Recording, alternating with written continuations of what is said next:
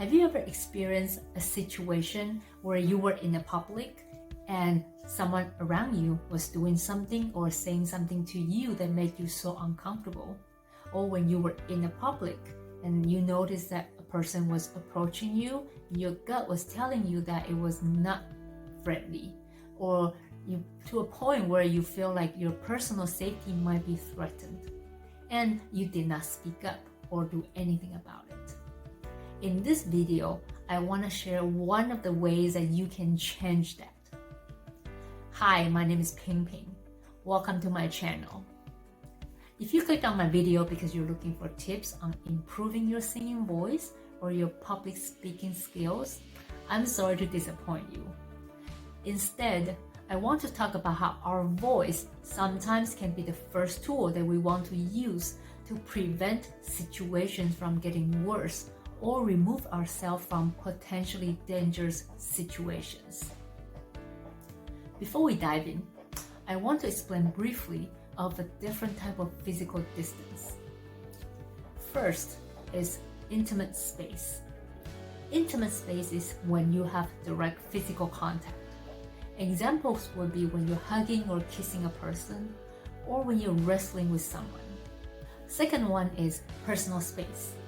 Personal space is, for example, when you are sitting next to someone or when you're facing a person, and if you stretch out your arm, you can easily touch their nose or their arm. And the distance is approximately between 1 to 4 feet. And it is also a very easily ignored space when we're out in the public because we're so focused on what we were doing. We don't notice how fast people can approach us or how close they are next to us.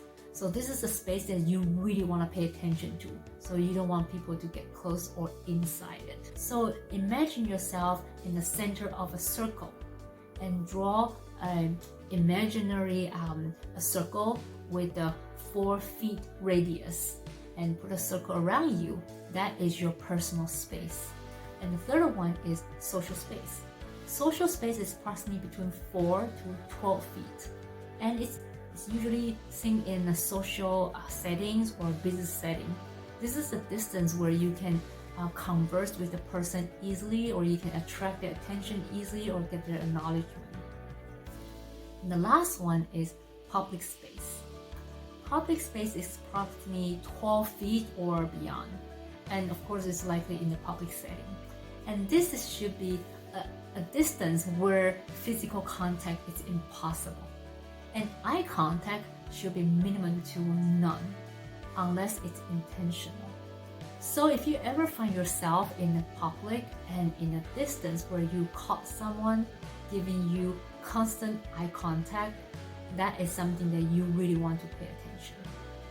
Have you heard people share their experiences when they were in that kind of situation and they didn't do anything, and because they were afraid to speak up or do anything about it, or they feel embarrassed if they do something, they will attract attention to themselves and they didn't want to cause a scene, or they feel bad if they do something about it, they would offend the person that was actually making them uncomfortable. So there are times that people just do there, hopefully quietly and nervously, that they're hoping that the situation will just end, and the person that were making them uncomfortable, hopefully they will go away by themselves. I've asked myself the question before whether I was able to speak up if I was in that kind of situation. And my first answer to myself is no, because it's against my nature.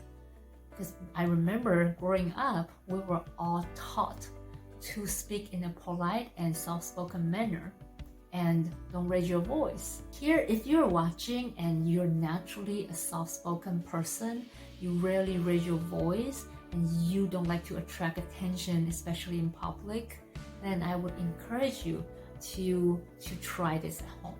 Okay, so there are two things that we can do. One is to practice saying certain phrases in a firm and calm manner.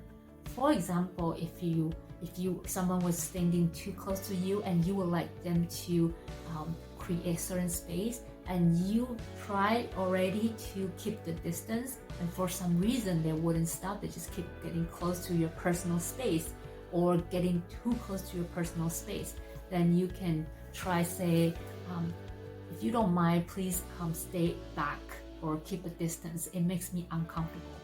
And things like that is not natural to us. And if you can practice that and rehearse in your head, and you can have different versions of the same type of sentences, so when it comes to a situation, you can actually just say it out naturally, and you already know that you practice that. Another one that you can practice is more aggressive. It's like when you want someone to stop right away what they were doing. For example, if you were out in the parking lot and you noticed that someone was approaching you from a distance, and you felt that it was not friendly and you want them to stop. And of course, at the same time, hopefully we can physically try to create a distance as they are closing in, and hopefully in a safer direction. At the same time, if you found that they were getting too close, they're persistent, you want to be able to verbally give them a command or saying something very effective so they can stop. Or you can attract attention, so hopefully they will either stop them or someone can come help you out. So this will be phrases that you want to use, like say back off or stop or back off. Okay? Or if you want to call for help because you feel like you really need someone to come help you, because even if you're trying to get away from them, you still need someone to come help you. Say maybe it was a more remote area or there were not a lot of people around you. So you want to call for help, right? So this is something you can practice at home. So if you live with someone, try close your door and close your windows and let them know that you are practicing your voice, so they don't break down your door and try to rescue you. So you can practice something like say back off, right? And this is your regular voice, and you want to say something more effective to a point where it's so explosive. The first time you say it, it will be effective. Okay, so you want to say back off, back off. That's your regular voice. You can dial it up to a point where you can say back off, back off. So that is something so explosive. Hopefully the first time you say it, it will catch their attention or catch bystanders' attention to a point where even the bystanders didn't see you because they heard your voice that is so loud, to a point they would want to look for where the voice comes from, and that would reach your goal. Hopefully they can either come to your aid or call for help for you. So this is something like I really encourage you to try at home.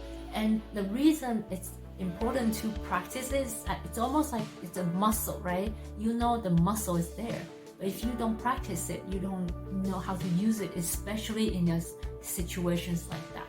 So when you say out loud, like what I just did, you can get used to how it sounds like to your ear and how you feel like in your vocal cord. Because when you yell like that, this feels different, okay? So when you have it, you know that you can do it, and when you let it out, you know how to use it right away, okay? So hopefully we'll never have to use it, but if you find yourself in that situation, it's like a switch. You can just turn it on and just let it out naturally. And so another situation I want to emphasize is that, say for example, if someone was not just invading your personal space, but they're actually physically touching you, like trying to grab you, or they're basically in your immediate space with direct physical contact, or someone was chasing you where you're trying to get away from them.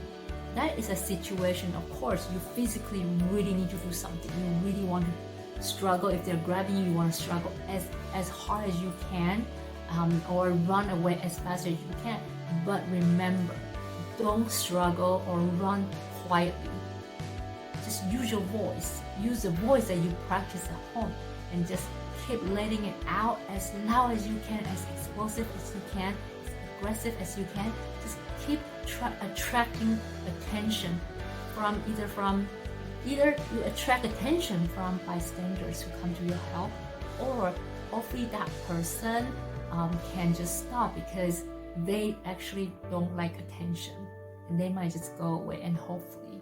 So here's just one thing that I encourage you to try and just kind of have it with you, because this is our voice. We carry it everywhere. You can use it whenever you want. Okay, that's all for today. I hope that you find it helpful. If you like what I share, please like and subscribe and help me grow my channel. If you have any comments or any experience that you had using your voice to deter certain situations from happening to you, please comment below. I would love to hear from you. And thank you for watching. Until next time, stay safe.